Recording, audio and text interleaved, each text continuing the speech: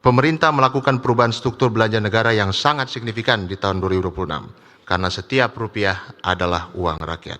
Pendapat fraksi Partai Demokrasi Indonesia Perjuangan, Dewan Perwakilan Rakyat Republik Indonesia atas rancangan undang-undang tentang anggaran pendapatan dan belanja negara tahun anggaran 2026 dibacakan oleh Rio Aje Donokambe, nomor anggota A251. Assalamualaikum warahmatullahi wabarakatuh. Salam sejahtera bagi kita semuanya. Om Swastiastu, Namo Buddhaya, salam kebajikan. Merdeka! Yang terhormat pimpinan DPR RI, yang terhormat Saudara Menteri Keuangan, yang terhormat Saudara Menteri PPN Kepala Bappenas, yang mewakili pemerintah beserta dengan seluruh jajaran yang hadir, yang terhormat rekan-rekan anggota Dewan dan hadirin yang dimuliakan.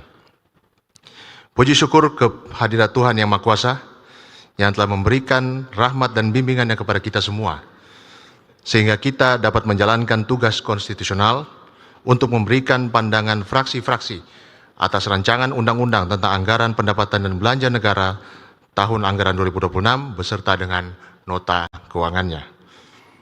Menanggapi RUU APBN dan nota keuangan yang telah disampaikan oleh Bapak Presiden Republik Indonesia, fraksi PDI Perjuangan berpendapat sebagai berikut.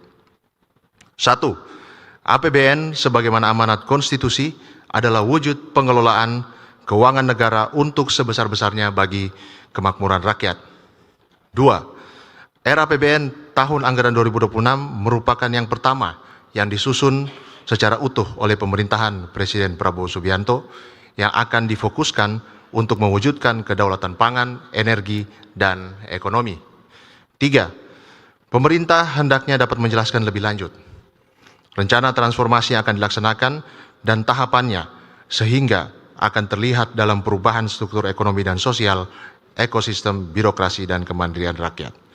4. Dalam asumsi dasar ekonomi makro, pemerintah menetapkan pertumbuhan ekonomi 5,4% dan inflasi 2,5%. Pemerintah perlu menjelaskan sumber pertumbuhan yang memberi nilai tambah dan dampaknya terhadap peningkatan penghasilan rakyat. 5. Pemerintah bersama dengan otoritas moneter agar menjaga stabilitas nilai tukar rupiah agar tidak berdampak pada perlebaran defisit APBN. 6. Pemerintah harus menjabarkan sumber-sumber tambahan penerimaan pajak pada tahun 2026. 7. Belanja perpajakan pemerintah harus disertai dengan penjelasan dampak yang terukur bagi perekonomian Indonesia dan penerimaan negara yang berkelanjutan. 8. Pemerintah agar terus mengoptimalkan PNBP. 9. PNBP dan pendapatan BLUKL yang berkaitan dengan pelayanan umum harus mengutamakan pelayanan yang memudahkan rakyat untuk mendapat akses dan bukan mengutamakan tarif pelayanan. 10. Pemerintah harus menyampaikan kontribusi dan antara bagi perekonomian Indonesia di tahun 2026. 11. Pemerintah melakukan perubahan struktur belanja negara yang sangat signifikan di tahun 2026. Maka dari itu, pemerintah harus dapat menyediakan skema pengalokasian program pembangunan di daerah yang merata di seluruh wilayah. 12. Pemerintah telah menetapkan 10 bidang prioritas. Maka dari itu, implementasi bidang prioritas tersebut harus disertai dengan indikator kinerja yang terukur sehingga transformasi ekonomi dan sosial sungguh-sungguh terjadi. 13. Alokasi anggaran pendidikan sebesar 757,8 triliun rupiah atau 20% dari belanja negara. Pemerintah dalam pelaksanaannya harus menempatkan alokasi anggaran pendidikan pada pos yang dapat direncanakan dan direalisasikan anggaran program dan kegiatannya untuk kepentingan pendidikan bagi rakyat. 14. Kebijakan yang mengarahkan APBN 2026 untuk menciptakan pembangunan yang berkeadilan bagi seluruh wilayah tanah air. Kebijakan ini harus disertai dengan data alokasi program di setiap kabupaten dan kota. 15.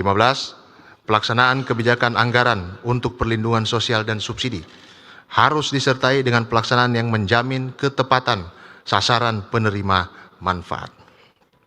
16. Pemerintah perlu memperbaharui data kemiskinan seiring dengan perubahan angka purchasing power parity. 17. Pemerintah perlu lebih fokus untuk meningkatkan daya beli masyarakat rumah tangga. 18. Pemerintah menetapkan jumlah sasaran masyarakat yang akan menjalankan graduasi kemiskinan dan pemberdayaan masyarakat. 19. Kebijakan pemerintah dalam program pengelolaan belanja lainnya harus tetap disertai dengan tata kelola yang transparan dan akuntabel. Pelaksanaannya tetap perlu dibahas secara cermat bersama DPR karena setiap rupiah adalah uang rakyat. 20. Belanja negara yang semakin berkualitas, efektif, dan efisien. Oleh karena itu, harus disertakan setiap rencana kerja dan anggaran kementerian lembaga dengan prestasi kerja yang akan dicapai. 21. Alokasi transfer ke daerah menurun. Maka dari itu, pemerintah perlu memastikan adanya skema alokasi program dan anggaran lain yang efektif agar pembangunan di seluruh daerah tetap terjaga. 22. Penurunan alokasi dana desa di tengah pelaksanaan program Koperasi Merah Putih Desa berpotensi melemahkan peran desa dalam pembangunan dan pembinaan masyarakat. Pemerintah perlu menyiapkan program berbasis desa dengan tata kelola yang baik serta penguatan kompetensi usaha. 23. Defisit anggaran, pemerintah perlu memastikan strategi pembiayaan yang aman. 24. Investasi dengan alokasi anggaran mencapai 203 triliun. Pemerintah dalam melaksanakan investasi harus ada tolak ukur yang bisa diukur. 25. Program FLPP sebagaimana dengan Undang-Undang Nomor 1 Tahun 2011 mewajibkan kontribusi pengembang untuk menyediakan rumah bagi masyarakat berpenghasilan rendah. Terakhir, 26.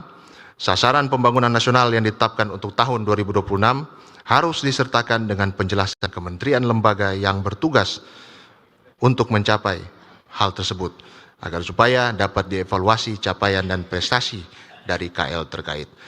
Amanat konstitusi bahwa APBN adalah untuk sebesar-besarnya bagi kemakmuran rakyat telah digelorakan sejak tahun 1945. Maka dari itu semoga kita dapat membangun dan menyusun APBN yang sungguh-sungguh mensejahterakan rakyat. Dengan pertimbangan dan serta pandangan tersebut di atas untuk dapat ditindaklanjuti oleh pemerintah, maka fraksi PDI Perjuangan menyetujui untuk melakukan pembahasan lebih lanjut atas RUU 2026. Demikian pendapat dan pandangan yang kami bisa sampaikan. Atas segala perhatian sidang Dewan yang terhormat, kami ucapkan terima kasih. Wassalamualaikum warahmatullahi wabarakatuh. Tertanda tangan pimpinan fraksi PDI Perjuangan, Ketua Dr. Andes Utut Adianto, Sekretaris Dolfi OFP. Terima kasih. Merdeka!